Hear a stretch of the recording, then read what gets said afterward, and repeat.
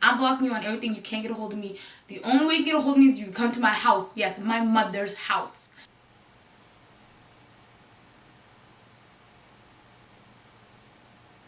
A man, you do anything to a man, it's a wrap, game over. He ain't seen you again. You were this or that, and this or third, and cut, gone. If you're attracting people who are bad and negative and like not good, you no shade, ma, but women were so like forgiving and nurturing. We like to just take them back all the time. Like, who has time for that? I was always like, oh, I do all these things and he doesn't do anything for me, blah blah blah blah.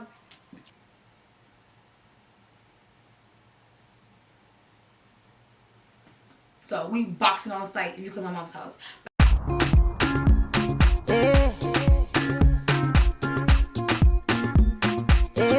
Hello everybody. So I got a bunch of questions about like relationships and stuff like that. I'm not exactly the greatest relationship expert, I would say. I haven't been in that many relationships, but I feel like because I'm very intuitive and very in tune with like things, I've encountered a lot of, not a lot, but I've encountered enough men for me to be like, I have a generality of like how men kind of are, at least towards my kind of personality or people who are like me per se. So I put up a post asking people to ask me questions about, since I guess I give great advice. I really do give great advice, but I just can't take my own advice, which is really sad. So yeah, I wanted to film this video with a bunch of my friends, like a bunch of girls, but everybody's just like uncomfortable with the camera, so I didn't want to like force it on anyone, so I kind of just left it at that. I get these questions. She asked me, why after a breakup with a guy, he acts like he doesn't want you but still tries to keep you around?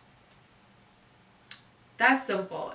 Any guy who breaks up with you but still wants to keep you around, that just means like they're indecisive about how they feel about you, and they're only keeping you around because they know you'll stay and they can just do whatever they want to do with whomever over there because you're technically not together, but they like that security that you're always around to like talk to them when they need to, coddle them when they need someone to coddle them, you know, hold their penis when they gotta pee, you know what I'm saying? Like, you know how men are, like they just be doing the most all the time. Like some people, like some men are like that. Like if they want you but they don't want the full commitment, they'll break up with you but they'll still like try to be your friend or like try to be like, you know what I mean? Especially like depending on how the breakup ends, obviously. If it's a cordial thing then whatever, but like when it's like random as hell out of nowhere, it's kind of like they keep you around because they like the security of you, but they don't want to be with you for that full commitment.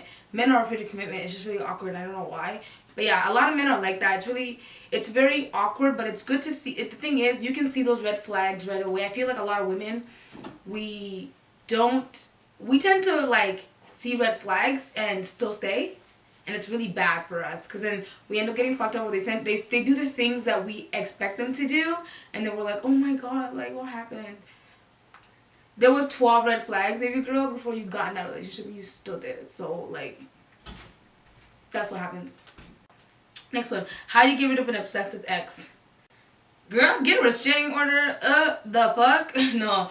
But actually, I would just pay them no mind. Like, exes do that. They come in and out of your life all the time on some dumb shit. Like, why are you in my space, bro? Like, you broke up with me, or you were the one who did all the bad shit and you still want to be on my line. Like, what's that? What's good? Nah, yellow shit, this and that. Like, it's your boy at all. Like, would you take back an ex if they cheated?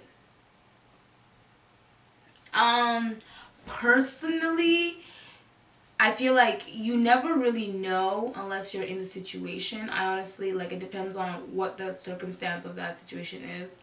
But for me, I know even if I were to take them back, there would be a barrier of like, I would literally, like, the trust just wouldn't be the same. So I feel like eventually, even if I got back with a person, I probably would leave them, or like we'd break up like later on, because they're just like, there's like a trust thing there that's broken, that it just can't really be repaired. So I feel like I'd just be like annoyed all the time. Like things would just irritate me. Like they just make me very insecure, that everything they do, whether it's unintentional or it is, would annoy me because of that one thing that happened, that I feel like it just would never work out even if I did it.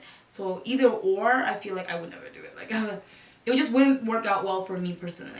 The thing is, people don't get, like, we're all humans, okay? If you're going to do that, you're always going to make me feel insecure. Like if you're gonna leave the house and you've cheated on me before, I can't help it, like, psychologically, being a woman and being human, I can't help but think that you might do something while you're out. I can't help it. It's just normal. No matter how secure I am with myself, if you put me in a space where I'm insecure, it's always gonna be brought up, and then obviously we can't be together. I'm always gonna look to be insecure, and nobody wants to be with someone that makes them feel bad about themselves. I don't know. I just feel like if you're willing to stray, then obviously there's something that you're missing, and if I can't give you everything, then obviously like you have to go find it elsewhere because it's not here. I feel like, bottom line, I wouldn't, because I know if I were to, eventually we'd break up again because I wouldn't trust you. So for me, it's a no, just because I know, like, I know how I am, and I'm very like big on loyalty. So how do I turn a dry man into a passionate man? Is there a suck miracle? If he's dry, he's dry. That's that. Like you can't pull spontaneity and passion out of people if they don't have it. I don't know, maybe try things like that they're into and see if they have some kind of personality. And if they don't got a personality, you're gonna have to just live with that, or you get you a new man, girl. Okay, that's a personal thing, honestly. It depends on the kind of person you like. If that person's boring, how did you attract that person? Law of attraction, you attract what you are. Like, you literally get exactly what you are. So if you're positive, you're always happy, you're smiling, your aura's lovely, you're very calm, you're very, like, you know, you're gonna attract men like that, or like men that like that. And men that like that, they're gonna be kind of like that, you know what I mean? I would say, yeah, just you judge what you are. So be positive, be a good energy, always smile. Like, I read this thing that men are hunters, literally. They would holler at every single pretty girl they saw if they could. They really would, honestly. So this is the thing. Men will approach anyone who looks approachable. And a lot of girls, we got our bitch face on all the time, like, don't talk to me. And no one is gonna talk to you if you look like that. I'm not saying like be like a huge flirt so everybody will approach you, but I'm saying look approachable. So if like Mr. Right did walk by and he'd want to say hi, like he could approach you. If you don't look approachable, a man will never approach you. Like, they'll look at you like, ooh, my shot with her is not gonna work because I know that girl probably gonna shut me down from jump. But you could be the nicest person ever, but you got your bitch face on hard as hell. Someone asked the question, how do I get him to beg to eat? This is like a risque question, but I feel like, let me answer. We're all adults here. Like, I'm 24 years old, like, please. I just feel like if a man is not about it, like, depending on how important you think your sex life is to your relationship, I feel like it just depends on the woman. So for me, I would probably have an issue with that. I'd be like, you're not about it, like, what? It's like 2017, like, what you on? Like, that's awkward. Like, I feel like just like men want it all the time, they should be willing, like, on all fours to do the same thing. You know what I'm saying? So it's like, there ain't no double standard in this relationship. What you want, you get what you want. You get exactly what you give. So if you want some, you gotta give some. That's how it works. Okay? I'm just saying. So how do you build trust that was once there but isn't there anymore? Like I said before, for me, I feel like it'd be really difficult to get the trust back. But I feel like if there was a really strong bond and trust before, it is possible to get it back. The thing is, the person in the wrong literally has to bend over backwards, and you yourself, you really have to be like in the place to actually want to forgive. Because if you're just like whatever and they're doing all these things, then they're low-key gonna resent you because you took them back. So you're wasting their time if you had no intention of forgiving them in the first place. So if you're willing to take them back or like try to forgive them and build the trust again, you have to be in the place within yourself to actually want to forgive that person, or it's just going to end up bad all over again. So I feel like a lot of people, you need to really understand yourself and be really in tune with how you feel about things, because if you do things with bad intent and then you try to fix something that you really want to work, but your intentions are to like make that person feel bad and beg for you back and make them feel like low as possible because of what they did to you, that's not a place you should be in ever.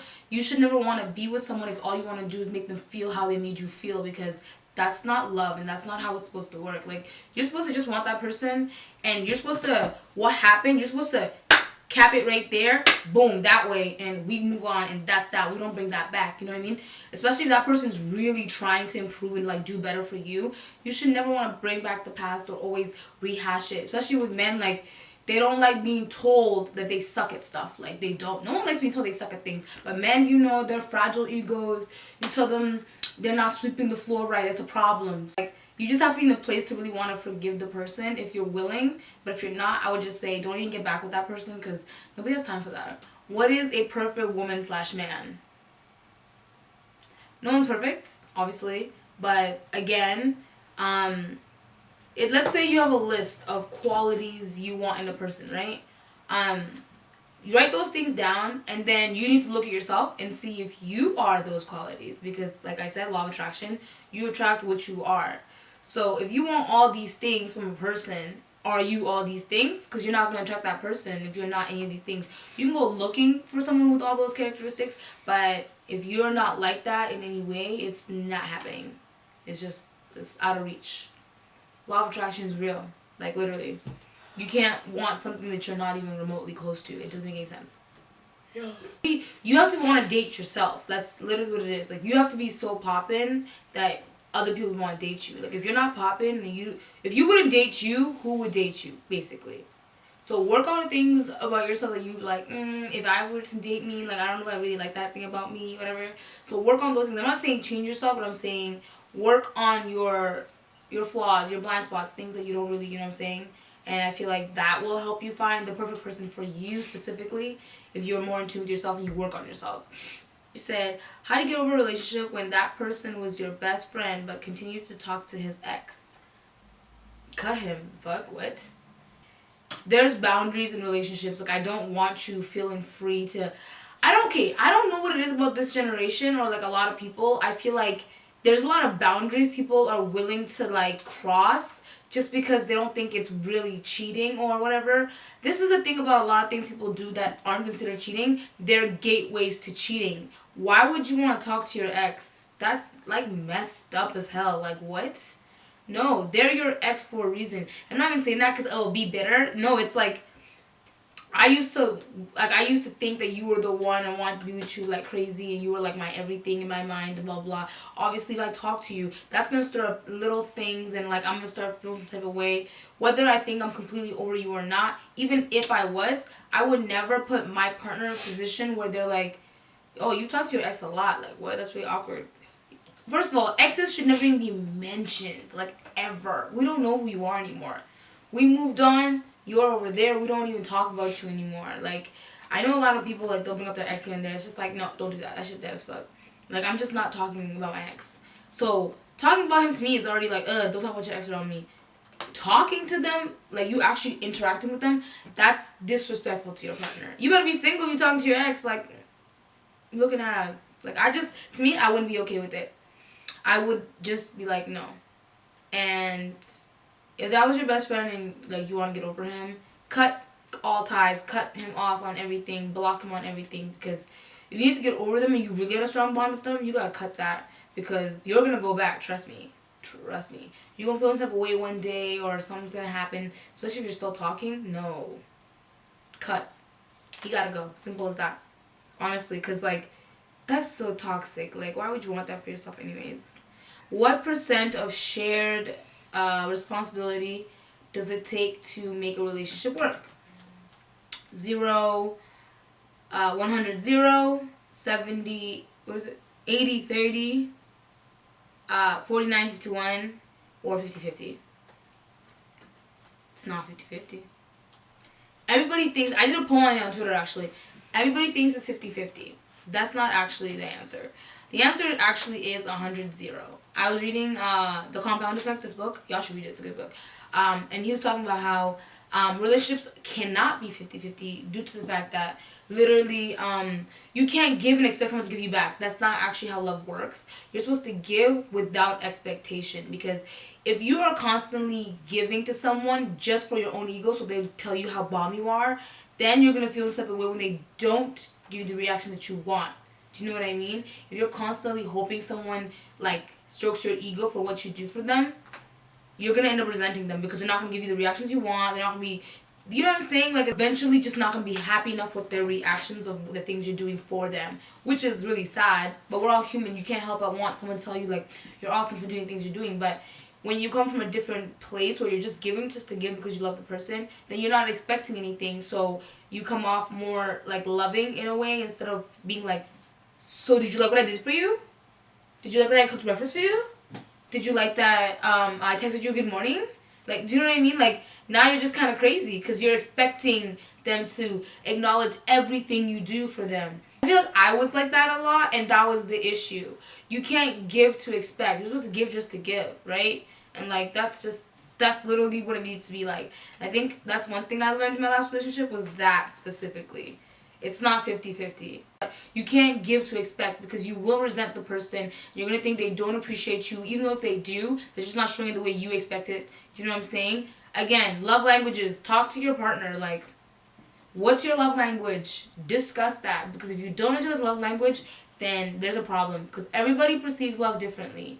And if you guys are not on the same page about that, they're going to do shit that they think is so freaking cute for you, and you don't even flinch because that's not your love language. You're gonna be like, that shit dumb as hell. Like, you're gonna be like, what the fuck? That's not even cute. But they, in their head, they're like, ooh, she about to love this, and vice versa. Like, you're gonna do something that's super cute because, you know, girls are more sentimental and men are not, really, most of the time. And then he's gonna be like, oh, cool. You're gonna be like, fuck you mean cool? Like, run up. What would you mean it's just cool? Like, you know what I mean? Like, it's just like, you know what I mean? Like, love languages are very important. You should always talk to your partner and see, like, how they, like, the things they like and how they perceive love and what makes them feel like they feel valued by you. You know what I mean? But if you do it just off what you think and what you know, everybody's different. Everybody's different, right? You know what I'm saying? That's why communication is so important in relationships. Cause, like, but people don't do that. They just go off like, oh, I really like him. And, like, oh my god, I'm gonna do this and that. Because, like, I know guys like this and that. No, you don't know that. Everybody's different. Some guys like something, some guys just don't. Do you know what I'm saying? Alright, guys, that was the end of the video. Not a lot of questions, just a bunch of different ones. But, yeah. So, that's everything. I hope you guys enjoyed. And, of course, I'll catch you guys next time. Bye. Baby, fresh on the beat and it's killing them all, of course.